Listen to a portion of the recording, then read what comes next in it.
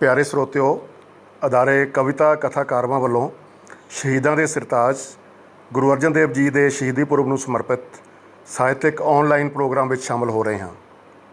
ਮੇਰੇ ਯਾਨੀ doctor Jagtar Singh Dhiman, registrar city university Ludhiana ਵੱਲੋਂ ਗੁਰਫਤਿਹ ਪ੍ਰਵਾਨ ਕਰੋ।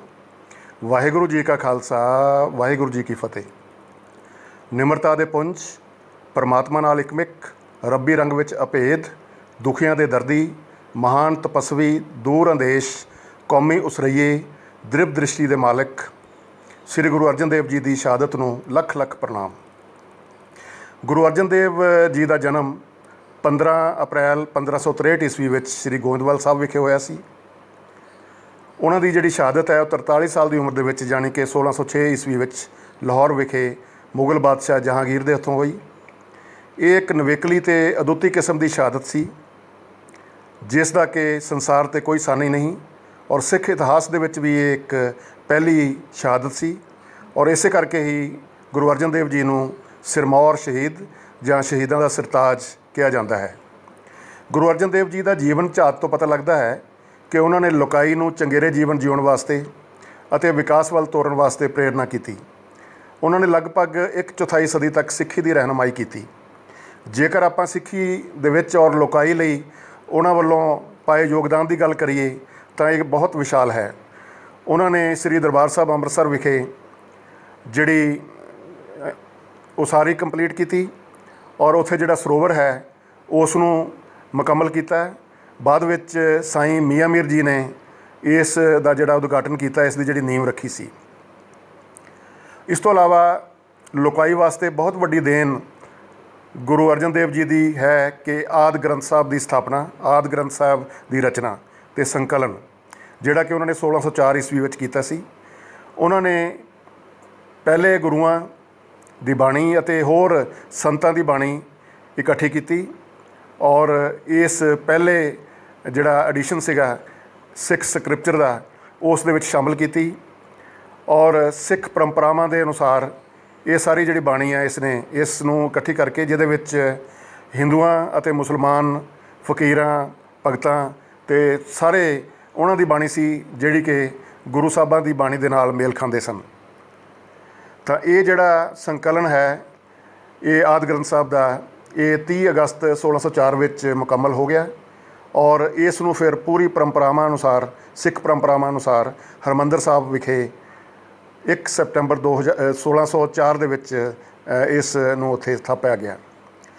ਇਹ ਗ੍ਰੰਥ ਦੁਨੀਆ ਦੇ ਵਿੱਚ ਇੱਕ ਐਸਾ ਗ੍ਰੰਥ ਹੈ ਜਿਸ ਦੀ ਹੋਰ ਕੋਈ ਮਿਸਾਲ ਨਹੀਂ ਕਿ ਇਸ ਵਿੱਚ ਵੱਖ-ਵੱਖ ਲੋਕਾਂ ਦੀ, ਵੱਖ-ਵੱਖ ਧਰਮ ਨਾਲ ਸੰਬੰਧਿਤ ਲੋਕਾਂ ਦੀ, ਵੱਖ-ਵੱਖ ਜਾਤ ਬਰਾਦਰੀਆਂ ਨਾਲ ਸੰਬੰਧਿਤ ਲੋਕਾਂ ਦੀ ਬਾਣੀ ਸ਼ਾਮਲ ਹੈ।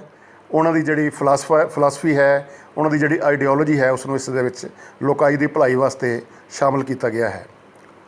ਉਸ ਤੋਂ ਬਾਅਦ ਗੁਰੂ ਅਰਜਨ ਦੇਵ ਜੀ ਨੇ ਜਿਹੜਾ ਮਸੰਦ ਸਿਸਟਮ ਸੀ, ਮਸੰਦ ਪ੍ਰਣਾਲੀ ਇੱਕ ਚੱਲ ਰਹੀ ਸੀ, ਉਸ ਨੂੰ ਦੁਬਾਰਾ ਪੁਨਰ ਜੀਵਿਤ ਕੀਤਾ।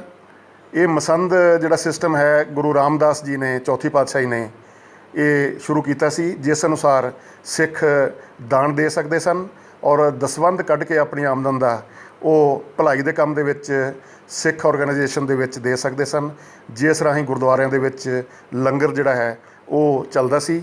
ਔਰ ਮਸੰਦਾਂ ਦਾ ਕੰਮ ਇਹ ਵੀ ਸੀ ਕਿ ਉਹ ਸਿੱਖਾਂ ਦੇ ਪ੍ਰਚਾਰ ਪ੍ਰਸਾਰ ਵਿੱਚ ਵੀ ਯੋਗਦਾਨ ਪਾਉਂਦੇ ਸੀ ਔਰ ਜੇ ਕਿਤੇ ਕੋਈ ਝਗੜਾ ਜਾਂ ਆਪਸੀ ਕਿਤੇ ਖਹਿਬਾਜ਼ੀ ਹੋ ਜਾਂਦੀ ਸੀ ਤਾਂ ਉਸ ਦਾ ਹੱਲ ਕਰਨ ਦੇ ਵਿੱਚ ਵੀ ਸਾਲਸ ਦੀ ਭੂਮਿਕਾ ਨਿਭਾਉਂਦੇ ਸੀਗੇ ਇਹ ਮਸੰਦ। ਉਸ ਤੋਂ ਬਾਅਦ ਗੁਰੂ ਅਰਜਨ ਦੇਵ ਜੀ ਨੇ ਆਪਣੀ ਦੂਰਦਰਸ਼ਤਾ ਔਰ ਇੱਕ ਵਿਜ਼ਨਰੀ ਅਪਰੋਚ ਦਾ ਸਬੂਤ ਦਿੰਦਿਆਂ ਹੋਇਆਂ ਵੱਖ-ਵੱਖ ਥਾਵਾਂ ਦੇ ਉੱਤੇ ਉਹਨਾਂ ਨੇ ਜਿਹੜੀ ਟਾਊਨਸ਼ਿਪਸ ਜਿਹੜੀ ਸਥਾਪਿਤ ਕਰਨ ਦੀ ਉਹਨਾਂ ਨੇ ਪਹਿਲ ਕਦਮੀ ਕੀਤੀ। ਉਹਨਾਂ ਨੇ ਤਰਨ ਤਾਰਨ ਸਾਹਿਬ ਜਿਹੜਾ ਹੈ ਹੁਣ ਇੱਕ ਜ਼ਿਲ੍ਹਾ ਹੈ, ਲੇਕਿਨ ਪਹਿਲਾਂ ਜ਼ਿਲ੍ਹਾ ਅੰਮ੍ਰਿਤਸਰ ਦੇ ਵਿੱਚ ਸੀ, ਉੱਥੇ ਦਾ ਸਰੋਵਰ ਪੱਕਾ ਕਰਵਾਇਆ 1590 ਈਸਵੀ ਦੇ ਵਿੱਚ। ਇਸੇ ਤਰ੍ਹਾਂ ਹੀ ਜਲੰਧਰ ਦੁਆਬੇ ਦੇ ਵਿੱਚ ਕਰਤਾਰਪੁਰ ਵਿਖੇ 1593 ਈਸਵੀ ਦੇ ਵਿੱਚ ਉਹਨਾਂ ਨੇ ਇਹ ਜਿਹੜਾ ਉਸ ਦੀ ਸਥਾਪਨਾ ਕੀਤੀ ਔਰ ਇਲਾਕੇ ਨੂੰ ਹੋਰ ਪੱਕੇ ਪੈਣੀ ਕਰਨ ਵਾਸਤੇ, ਵਿਕਾਸ ਦੀ ਰਾਹ 'ਤੇ ਤੋਰਨ ਵਾਸਤੇ ਇਹ ਜਿਹੜੇ ਟਾਊਨ ਸੀਗੇ ਇਹਨਾਂ ਨੂੰ ਉਹਨਾਂ ਨੇ ਚਾਰ ਦੀਵਾਰੀ ਦਿੱਤੀ ਔਰ ਕਿਰਤੀਆਂ ਨੂੰ, ਕਾਮਿਆਂ ਨੂੰ, ਹੋਰ ਵੱਖ-ਵੱਖ ਧੰਦਿਆਂ ਨਾਲ ਸੰਬੰਧਿਤ ਲੋਕਾਂ ਨੂੰ, ਕਿਸਾਨਾਂ ਨੂੰ ਉੱਥੇ ਉਹਨਾਂ ਨੇ ਸੱਦਿਆ ਉਹਨਾਂ ਨੂੰ ਕਿਹਾ ਕਿ ਤੁਸੀਂ ਇੱਥੇ ਆਓ, ਆਪਣਾ ਕਾਰੋਬਾਰ ਕਰੋ, ਆਪਣਾ ਕੰਮਕਾਰ ਕਰੋ, ਤਾਂ ਕਿ ਇਹ ਜਿਹੜੇ ਖਿੱਤੇ ਹੈ ਇਹ ਇਕਨੋਮਿਕ ਜ਼ੋਨ ਜਿਹੜੇ ਹੈ ਵਿਕਸਿਤ ਹੋ ਸਕਣ। ਇਸ ਤਰ੍ਹਾਂ ਉਹਨਾਂ ਨੇ ਇੱਕ ਵਿਕਾਸ ਵੱਲ ਬਹੁਤ ਵੱਡਾ ਯੋਗਦਾਨ ਪਾਇਆ। ਅਤੇ ਆਪਾਂ ਜਿਸ ਵੇਲੇ ਤਵਾਰੀਖ ਦੀ ਗੱਲ ਕਰਦੇ ਹਾਂ ਜਾਂ ਹਿਸਟਰੀ ਦੀ ਗੱਲ ਕਰਦੇ ਹਾਂ, ਵੱਖ-ਵੱਖ ਜਿਹੜੇ ਰੈਫਰੈਂਸਸ ਜਦੋਂ ਪੜ੍ਹਦੇ ਹਾਂ ਤਾਂ ਸਾਨੂੰ ਕਈ ਤਰ੍ਹਾਂ ਦੀਆਂ ਗੱਲਾਂ ਦਾ ਪਤਾ ਲੱਗਦਾ। ਔਰ ਖਾਲਸਾ ਤੁਲ ਤਵਾਰੀਖ ਮੁਨਸ਼ੀ ਸੁਜਾਨ ਰਾਏ ਭੰਡਾਰੀ ਨੂੰ ਆਪਾਂ ਪੜ੍ਹੀਏ ਤਾਂ ਉਹਦੇ 'ਚ ਪਤਾ ਲੱਗਦਾ ਕਿ ਜਿਹੜਾ ਬਾਦਸ਼ਾਹ ਅਕਬਰ ਅਤੇ ਨਾਲ ਉਹਦੇ ਸਲੀਮ ਜਿਹੜਾ ਜਹਾਂਗੀਰ ਬਣਿਆ ਬਾਅਦ 'ਚ, ਉਹ ਚੱਲ ਰਹੇ ਸੀ, ਆ ਰਹੇ ਸੀਗੇ ਪੇਸ਼ਾਵਰ ਤੋਂ ਆਗਰੇ ਵੱਲ। ਤਾਂ ਰਸਤੇ ਦੇ ਵਿੱਚ ਉਹ ਬਿਆਸ ਰਿਵਰ ਜਿਸ ਵੇਲੇ ਉਹਨਾਂ ਨੇ ਪਾਰ ਕੀਤਾ ਤਾਂ ਉਹ ਕਰਤਾਰਪੁਰ ਵਿਖੇ ਆਏ। ਔਰ 1598 ਦੀ ਗੱਲ ਹੈ, ਉਹ ਗੁਰੂ ਸਾਹਿਬ ਦੇ ਨਾਲ ਉਹਨਾਂ ਨੇ ਵਾਰਤਾਲਾਪ ਕੀਤਾ। ਉੱਥੇ ਥੋੜ੍ਹਾ ਚਿਰ ਉਹਨਾਂ ਨੇ ਠਹਿਰਿਆ ਔਰ ਉਹਨਾਂ ਨੇ ਗੁਰਬਾਣੀ ਨੂੰ ਵੀ ਸਰਵਣ ਕੀਤਾ। ਔਰ ਉੱਥੇ ਗੁਰੂਆਂ ਦੇ ਨਾਲ, ਗੁਰੂ ਅਰਜਨ ਦੇਵ ਜੀ ਦੇ ਨਾਲ ਜਦੋਂ ਵਿਚਾਰ ਵਟਾਂਦਰਾ ਹੋਇਆ ਤਾਂ ਗੁਰੂ ਜੀ ਨੇ ਕਿਹਾ ਕਿ ਸਾਡੇ ਇਸ ਇਲਾਕੇ ਦੇ ਜਿਹੜੇ ਕਿਸਾਨ ਹੈਗੇ ਆ, ਇਹਨਾਂ ਨੂੰ ਮਾਮਲਾ ਬਹੁਤ ਦੇਣਾ ਪੈਂਦਾ। ਤਾਂ ਕਹਿੰਦੇ ਆ ਕਿ ਅਕਬਰ ਬਾਦਸ਼ਾਹ ਨੇ ਔਨ ਦੀ ਸਪੌਟ ਉਹ ਜਿਹੜਾ ਮਾਮਲਾ ਹੈ ਉਸ ਨੂੰ ਮਾफ़ ਕਰ ਦਿੱਤਾ। ਇਸੇ ਤਰ੍ਹਾਂ ਹੀ ਭਾਈ ਕਾਹਨ ਸਿੰਘ ਨਾਭਾ ਦੇ ਜਿਹੜੇ ਮਹਾਨ ਕੋਸ਼ ਆ ਉਸ ਦੇ ਵਿੱਚ ਉਹਨਾਂ ਨੇ ਜ਼ਿਕਰ ਹੈ ਕਿ ਇਸੇ ਮਕਾਮ ਦੇ ਵਿੱਚ ਹੀ ਜਿਸ ਵੇਲੇ ਅਕਬਰ ਔਰ ਜਹਾਂਗੀਰ ਆਏ ਸਨ ਤਾਂ ਉਹਨਾਂ ਨੇ ਜਲੰਧਰ ਦੇ ਜਿਹੜੇ ਹਾਕਮ ਸੀਗੇ ਆਜੀਮ ਖਾਨ, ਉਹਨਾਂ ਵੱਲੋਂ ਦਿੱਤੀ ਅਰਜ਼ੀ ਦੇ ਉੱਤੇ ਗੌਰ ਫਰਮਾਇਆ।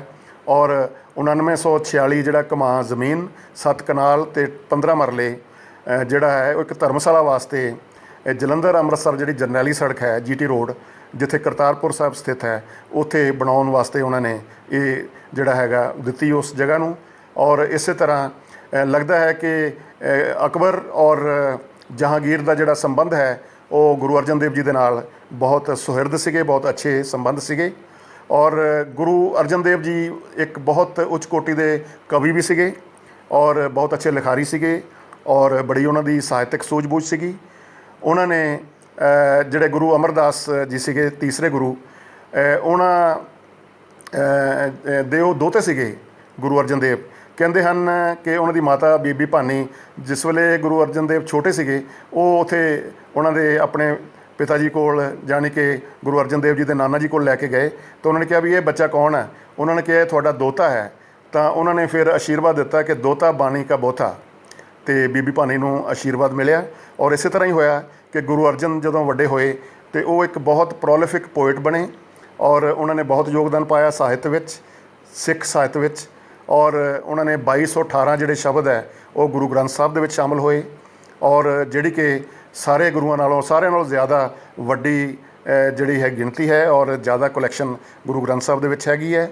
ਔਰ ਇਸੇ ਤਰ੍ਹਾਂ ਹੀ ਉਹਨਾਂ ਨੇ ਸਿਰਜਣਾ ਕੀਤੀ ਸੁਖਮਨੀ ਸਾਹਿਬ ਦੀ, 52 ਅੱਖਰੀ ਦੀ, 12 ਮਾਹ ਰਾਗ ਮਾਝ ਦੇ ਵਿੱਚ, ਔਰ 7 ਵਾਰਾਂ ਜਿਹੜੀਆਂ ਰਾਗ ਗੌੜੀ, ਰਾਗ ਗੁਜਰੀ, ਰਾਗ ਰਾਮਕਲੀ, ਰਾਗ ਜੈਤਸਰੀ, ਰਾਗ ਮਾਰੂ ਅਤੇ ਰਾਗ ਬਸੰਤ ਦੇ ਵਿੱਚ। ਉਹਨਾਂ ਨੂੰ ਰਾਗਾਂ ਦਾ ਵੀ ਬੜਾ ਜਿਹੜਾ ਗਿਆਨ ਸੀਗਾ, ਮਿਊਜ਼ਿਕ ਦਾ ਬੜਾ ਗਿਆਨ ਸੀਗਾ। ਤਾਂ ਉਹਨਾਂ ਨੇ ਪੰਜਾਬੀ ਸ਼ਬਦ ਜੋੜ ਦੇ ਵਿੱਚ ਵੀ ਬੜਾ ਯੋਗਦਾਨ ਪਾਇਆ। ਔਰ ਇਸੇ ਤਰ੍ਹਾਂ ਉਹ ਆਦਿ ਗ੍ਰੰਥ ਸਾਹਿਬ ਦੇ ਜਿਹੜੇ ਹੈ ਉਹ ਇੱਕ ਤਰ੍ਹਾਂ ਐਡੀਟਰ ਦੇ ਤੌਰ ਦੇ ਉੱਤੇ ਉਸ ਇੱਕ ਸੰਪਾਦਕ ਬਣੇ।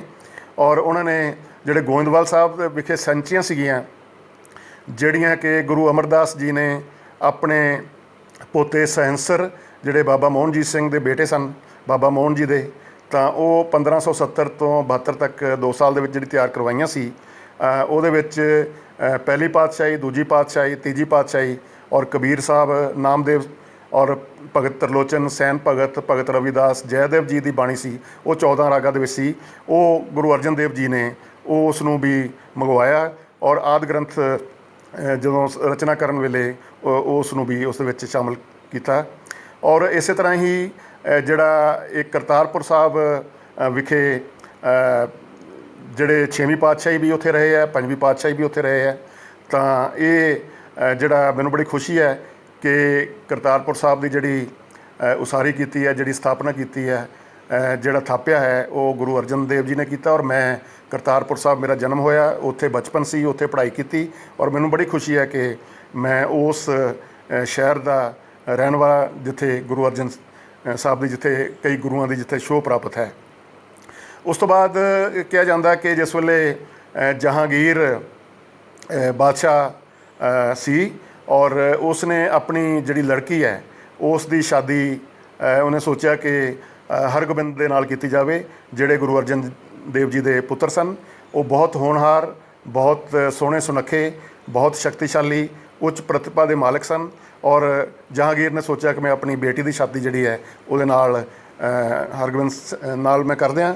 ਤਾਂ ਗੁਰੂ ਅਰਜਨ ਦੇਵ ਜੀ ਦੇ ਜਿਹੜੇ ਭਾਈ ਸਾਹਿਬ ਸੀ ਚੰਦੂ, ਉਹ ਉਹਨਾਂ ਨੂੰ ਬੜੀ ਇਹ ਗੱਲ ਨਹੀਂ ਠੀਕ ਲੱਗੀ। ਉਹ ਆਊਟ ਆਫ ਜੈਲਸੀ ਉਹਨਾਂ ਨੇ ਜਹਾਂਗੀਰ ਨੂੰ ਜਿਹੜਾ ਮਿਸਫੀਡ ਕਰਨਾ ਸ਼ੁਰੂ ਕਰਤਾ। ਉਹਨਾਂ ਨੇ ਕਿਹਾ ਵੀ ਤੁਸੀਂ ਇਸ ਤਰ੍ਹਾਂ ਕਿਉਂ ਕਰ ਰਹੇ ਹੋ। ਉਹਨਾਂ ਨੇ ਕਿਹਾ ਕਿ ਤੁਸੀਂ ਮਹਿਲਾਂ ਦੀ ਜਿਹੜੀ ਇੱਟ ਹੈ ਉਹ ਮੋਰੀ 'ਤੇ ਕਿਉਂ ਲਾਉਣ ਲੱਗੇ ਹੋ। ਤਾਂ ਉਹ ਉਹਨਾਂ ਨੇ ਜਹਾਂਗੀਰ ਨੂੰ ਇਸ ਤਰ੍ਹਾਂ ਕਹਿ ਕੇ ਜਹਾਂਗੀਰ ਦਾ ਜਿਹੜਾ ਮਨ ਦੇ ਵਿੱਚ ਜਿਹੜਾ ਗੁਰੂ ਜੀ ਦੇ ਪ੍ਰਤੀ ਥੋੜ੍ਹੀ ਜਿਹੀ ਭਾਵਨਾ ਹੋਰ ਤਰ੍ਹਾਂ ਦੀ ਪੈਦਾ ਕਰ ਦਿੱਤੀ। ਅਤੇ ਜਿਸ ਵੇਲੇ ਜਹਾਂਗੀਰ ਨੇ ਆਗਰਾ ਤਖਤ ਸੰਭਾਲਿਆ ਤਾਂ ਉਹਦਾ ਪੁੱਤਰ ਜਿਹੜਾ ਖੁਸਰੋ ਸੀ ਉਸ ਨੇ ਜਿਹੜਾ ਰਿਬੈਲ ਕਰ ਦਿੱਤਾ, ਉਸ ਨੇ ਜਿਹੜਾ ਬਗਾਵਤ ਕਰ ਦਿੱਤੀ। ਅਤੇ ਨਾਲ ਬਗਾਵਤ ਕਰਨ ਤੋਂ ਉਹ ਖੁਸਰੋ ਗੁਰੂ ਅਰਜਨ ਦੇਵ ਜੀ ਦੇ ਕੋਲ ਅੰਮ੍ਰਿਤਸਰ ਆ ਪਹੁੰਚਾ ਅਤੇ ਉਹਨਾਂ ਨੂੰ ਕਿਹਾ ਵੀ ਮੇਰੀ ਮਦਦ ਕਰੋ, ਮੈਨੂੰ ਸ਼ਰਨ ਦਿਓ। ਉਸ ਵੇਲੇ ਗੁਰੂ ਸਾਹਿਬ ਉੱਥੇ ਜਿਹੜਾ ਸਰੋਵਰ ਹੈ ਉਸ ਦੀ ਜਿਹੜੀ ਉਸਾਰੀ ਦੇ ਵਿੱਚ ਵਿਅਸਤ ਸੀਗੇ। ਔਰ ਜਹਾਂਗੀਰ ਨੇ ਇਸ ਤਰ੍ਹਾਂ ਗੁਰੂ ਅਰਜਨ ਦੇਵ ਦੇ ਪ੍ਰਤੀ ਜਿਹੜੀ ਹੌਸਟੈਲਿਟੀ ਜਿਹੜੀ ਉਹ ਡਿਵੈਲਪ ਕਰਤੀ। ਔਰ ਉਸ ਤੋਂ ਬਾਅਦ ਗੁਰੂ ਅਰਜਨ ਦੇਵ ਜੀ ਨੇ ਜਦੋਂ ਆਦਿ ਗ੍ਰੰਥ ਸਾਹਿਬ ਕੰਪਲੀਟ ਸੰਪਾਦਨ ਪੂਰਾ ਹੋ ਗਿਆ ਤਾਂ ਉਸ ਨੂੰ ਜਿਸ ਵੇਲੇ ਹਰਿਮੰਦਰ ਸਾਹਿਬ ਵਿਖੇ ਉਸ ਨੂੰ ਥਾਪਿਆ ਗਿਆ ਤਾਂ ਕੁਛ ਲੋਕਾਂ ਨੇ ਜਾ ਕੇ ਅਕਬਰ ਨੂੰ ਵੀ ਇਹ ਸੂਚਨਾ ਦਿੱਤੀ ਕਿ ਇਸ ਗ੍ਰੰਥ ਦੇ ਵਿੱਚ ਮੁਸਲਮਾਨਾਂ ਪ੍ਰਤੀ ਕੋਈ ਚੰਗੀਆਂ ਗੱਲਾਂ ਨਹੀਂ ਹਨ। ਔਰ ਕਿਹਾ ਜਾਂਦਾ ਹੈ ਕਿ ਬਾਦਸ਼ਾਹ ਅਕਬਰ ਨੇ ਵੀ ਜਵਾਬ ਤਲਬੀ ਕੀਤੀ ਔਰ ਮੰਗਵਾਇਆ ਗ੍ਰੰਥ। ਔਰ ਜਿਸ ਵੇਲੇ ਉਹਨਾਂ ਨੂੰ ਪਤਾ ਲੱਗਿਆ ਕਿ ਇਸ ਦੇ ਵਿੱਚ ਤਾਂ ਸ਼ਾਂਤੀ, ਮਨੁੱਖਤਾ ਦਾ ਭਲਾ ਹੈ ਔਰ ਭਾਈਚਾਰਾ ਔਰ ਸਾਂਝੀਵਾਲਤਾ ਦੀ ਗੱਲ ਹੈ ਤਾਂ ਉਸ ਨੇ ਫਿਰ ਇਸ ਗੱਲ ਨੂੰ ਸਮਝਿਆ। ਔਰ ਲੇਕਿਨ ਉਸ ਵੇਲੇ ਦੋਨਾਂ ਦੇ ਵਿੱਚ ਖਿਚਾਅ ਇੰਨਾ ਵੱਧ ਚੁੱਕਾ ਸੀਗਾ ਜਹਾਂਗੀਰ ਔਰ ਗੁਰੂ ਅਰਜਨ ਦੇਵ ਜੀ ਦੇ ਪ੍ਰਤੀ। ਔਰ ਗੁਰੂ ਅਰਜਨ ਦੇਵ ਜੀ ਨੂੰ ਜਿਹੜਾ ਹੈਗਾ ਅਰੈਸਟ ਕੀਤਾ ਗਿਆ ਔਰ ਮੁਗਲ ਐਂਪਰਰ ਜਹਾਂਗੀਰ ਦੇ ਹੁਕਮਾਂ ਦੇ ਅਨੁਸਾਰ ਉਹਨਾਂ ਨੂੰ ਕਿਹਾ ਗਿਆ ਕਿ ਤੁਸੀਂ ਇਸਲਾਮ ਕਬੂਲ ਕਰ ਲਓ। ਉਹਨਾਂ ਨੇ ਕਿਹਾ ਵੀ ਇਹ ਤਾਂ ਕੰਮ ਹੋ ਨਹੀਂ ਸਕਦਾ। ਤਾਂ ਉਹਨਾਂ ਨੇ ਫਿਰ ਉਸ ਨੂੰ ਜਿਹੜੇ ਤਸੀਹੇ ਦੇਣੇ ਸ਼ੁਰੂ ਕਰ ਦਿੱਤੇ। ਉਸ ਨੂੰ ਲਾਹੌਰ ਜਾ ਕੇ ਤੱਤੀਆਂ ਤਵੀਆਂ ਦੇ ਉੱਤੇ ਬਿਠਾਇਆ ਗਿਆ, ਗਰਮ ਰੇਤਾ ਉਹਨਾਂ ਦੇ ਉੱਤੇ ਪਾਈ ਗਈ, ਉਬਲਦੀਆਂ ਦੇਗਾਂ ਦੇ ਵਿੱਚ ਬਿਠਾ ਕੇ ਉਹਨਾਂ ਨੂੰ ਅਸਹਿ ਅਤੇ ਅਕਹਿ ਤਸੀਹੇ ਦਿੱਤੇ ਗਏ। ਔਰ ਇਸੇ ਤਰ੍ਹਾਂ ਉਹਨਾਂ ਦੇ ਹਮੇਸ਼ਾ ਹੀ ਪਹਿਰਾ ਸਿਪਾਹੀਆਂ ਦਾ ਹੁੰਦਾ ਸੀਗਾ। ਤਾਂ ਇਸ ਤਰ੍ਹਾਂ ਹੋਇਆ ਕਹਿੰਦੇ ਕਿ ਇੱਕ ਦਿਨ ਸਿਪਾਹੀਆਂ ਦੇ ਨਾਲ ਹੀ ਉਹ ਜਿਸ ਵੇਲੇ ਇੱਕ ਰਾਵੀ ਦਰਿਆ ਦੇ ਕੋਲ ਗਏ, ਰਾਵੀ ਨਦੀ ਦੇ ਕੋਲ ਗਏ, ਅਤੇ ਉੱਥੇ ਜਾ ਕੇ ਕਈ ਤਾਂ ਇਹ ਕਹਿੰਦੇ ਆ ਵੀ ਇਹ ਸ਼ਹਾਦਤ ਉੱਥੇ ਹੋ ਗਈ। ਔਰ ਉਹਨਾਂ ਨੇ ਜਿਹੜਾ ਹਰਗੋਬਿੰਦ ਨੂੰ ਗੱਦੀ ਜਿਹੜੀ ਆ ਥਾਪਣਾ ਕਰ ਦਿੱਤੀ, ਉਹ ਗੱਦੀ ਨਸ਼ੀਨ ਬਣਾ ਦਿੱਤਾ। 6ਵੀਂ ਪਾਤਸ਼ਾਹੀ ਉਹ ਥਾਪੇ ਗਏ ਔਰ ਆਪ ਜਿਹੜੇ ਉਹ ਸ਼ਹੀਦ ਹੋ ਗਏ। ਔਰ ਇਸੇ ਤਰ੍ਹਾਂ ਉਹਨਾਂ ਦੀ ਜਿਹੜੀ ਸ਼ਹਾਦਤ ਹੈ ਇਹ ਇੱਕ ਬਹੁਤ ਨਵੇਕਲੀ ਸ਼ਹਾਦਤ ਹੈ ਔਰ ਜਿਹੜੀ ਕਿ ਲੋਕਾਈ ਵਾਸਤੇ ਉਹਨਾਂ ਨੇ ਆਪਣੇ ਆਪ ਨੂੰ ਇਸ ਤਸੀਹੇ ਸਹਿਣ ਕਰਕੇ ਸਿੱਖੀ ਦੇ ਵਾਸਤੇ ਆਪਣੀ ਇਹਨਾਂ ਜਿਹੜਾ ਹੈਗਾ ਸ਼ਹਾਦਤ ਦਿੱਤੀ। ਔਰ ਉਹਨਾਂ ਦੀ ਜਿਹੜੀ ਸ਼ਹਾਦਤ ਹੈ ਉਸ ਨੂੰ it is considered as a watershed event in the history of Sikhism. ਔਰ ਆਪਾਂ ਅੱਜ ਗੁਰੂ ਸਾਹਿਬ ਦੀ ਜਿਹੜੀ ਸ਼ਹਾਦਤ ਹੈ ਉਸ ਦਾ ਦਿਨ ਜਿਹੜਾ ਸ਼ਹੀਦੀ ਦਿਨ ਹੈ ਉਸ ਨੂੰ ਮਨਾ ਰਹੇ ਹਾਂ। ਠੰਡੀ ਮਿੱਠੀਆਂ ਛਬੀਲਾਂ ਲੱਗੀਆਂ ਹਨ, ਲੋਕ ਗੁਰਦੁਆਰਾ ਸਾਹਿਬ ਜਾ ਰਹੇ ਹਨ ਔਰ ਗੁਰੂ ਜੀ ਦੀ ਬਾਣੀ ਸਰਵਣ ਕਰ ਰਹੇ ਹਨ। ਔਰ ਇਸ ਤਰੀਕੇ ਦੇ ਨਾਲ ਗੁਰੂ ਜੀ ਨੂੰ ਆਪਣੀ ਸ਼ਰਧਾ ਦੇ ਫੁੱਲ ਵੀ ਭੇਂਟ ਕਰ ਰਹੇ ਹਨ, ਉਹਨਾਂ ਨੂੰ ਯਾਦ ਕਰ ਰਹੇ ਹਨ, ਉਹਨਾਂ ਦੀ ਸ਼ਹੀਦੀ ਨੂੰ ਯਾਦ ਕਰ ਰਹੇ ਹਨ। ਤਾਂ ਇਹ ਜਿਹੜੀ ਗੁਰੂ ਸਾਹਿਬ ਦੀ ਜਿਹੜੀ ਗੁਰੂ ਅਰਜਨ ਦੇਵ ਜੀ ਦੀ ਸ਼ਹੀਦੀ ਹੈ ਇਹ ਇੱਕ ਬਹੁਤ ਹੀ ਨਵੇਕਲੀ ਸ਼ਹੀਦੀ ਹੈ ਔਰ ਉਹਨਾਂ ਨੂੰ ਸ਼ਹੀਦਾਂ ਦਾ ਸਰਤਾਜ ਇਸੇ ਕਰਕੇ ਕਿਹਾ ਜਾਂਦਾ ਹੈ। ਅੱਜ ਜਿਸ ਵੇਲੇ ਆਪਾਂ ਪੰਜਵੀਂ ਪਾਤਸ਼ਾਹੀ ਸ੍ਰੀ ਗੁਰੂ ਅਰਜਨ ਦੇਵ ਜੀ ਦੇ ਸ਼ਹੀਦੀ ਦਿਨ ਮਨਾ ਰਹੇ ਹਾਂ ਇਸੇ ਤਰੀਕੇ ਦੇ ਨਾਲ, ਤਾਂ ਸਾਨੂੰ ਪਤਾ ਹੋਣਾ ਚਾਹੀਦਾ ਹੈ ਕਿ ਸਾਨੂੰ ਉਹਨਾਂ ਦੀ ਸ਼ਹੀਦੀ ਤੋਂ ਕੀ ਸਿੱਖਿਆ ਮਿਲਦੀ ਹੈ। ਸਾਨੂੰ ਇਹ ਸਿੱਖਿਆ ਮਿਲਦੀ ਹੈ ਕਿ ਸਾਨੂੰ ਉਸ ਅਕਾਲ ਪੁਰਖ ਦਾ ਭਾਣਾ ਮਿੱਠਾ ਕਰਕੇ ਮੰਨਣਾ ਚਾਹੀਦਾ ਹੈ। ਉਹ ਜੋ ਵੀ ਕਰਦਾ ਹੈ ਸਭ ਦੇ ਭਲੇ ਲਈ ਕਰਦਾ ਹੈ, ਸਾਨੂੰ ਕਦੇ ਡੋਲਣਾ ਨਹੀਂ ਚਾਹੀਦਾ। ਜਿੱਥੇ ਮੈਂ ਸ੍ਰੀ ਗੁਰੂ ਅਰਜਨ ਦੇਵ ਜੀ ਦੀ ਸ਼ਹਾਦਤ ਨੂੰ ਲੱਖ ਲੱਖ ਪ੍ਰਣਾਮ ਕਰਦਾ ਹਾਂ, ਉੱਥੇ ਕਵਿਤਾ ਕਥਾਕਾਰਾਂ ਦੀ ਬਾਨੀ ਇੱਕ ਉੱਘੀ ਸ਼ਾਇਰਾ ਪ੍ਰੋਫੈਸਰ ਜਸਪ੍ਰੀਤ ਕੌਰ ਫਲਕ ਅਤੇ ਉਹਨਾਂ ਦੀ ਸਮੁੱਚੀ ਟੀਮ ਨੂੰ ਅਜਿਹੇ ਔਨਲਾਈਨ ਪ੍ਰੋਗਰਾਮ ਕਾਮਯਾਬੀ ਨਾਲ ਆਯੋਜਿਤ ਕਰਨ 'ਤੇ ਵਧਾਈ ਦਿੰਦਾ ਹਾਂ। ਉਹਨਾਂ ਦੇ ਅਕਾਲ ਪੁਰਖ ਦੀ ਰਹਿਮਤ ਬਣੀ ਰਹੇ ਅਤੇ ਉਹ ਨੇਕੀ ਦੇ ਹੋਰ ਕਾਰਜ ਕਰਦੇ ਰਹਿਣ, ਅਜਿਹੀ ਮੈਂ ਕਾਮਨਾ ਕਰਦਾ ਹਾਂ। ਤਾਂ ਇੱਕ ਵਾਰੀ ਫੇਰ ਮੈਂ ਸਾਰਿਆਂ ਨੂੰ ਆਪਣੀ ਗੁਰੂ ਫਤਿਹ ਸਾਂਝੀ ਕਰਦਾ ਹਾਂ। ਵਾਹਿਗੁਰੂ ਜੀ ਕਾ ਖਾਲਸਾ, ਵਾਹਿਗੁਰੂ ਜੀ ਕੀ ਫਤਿਹ।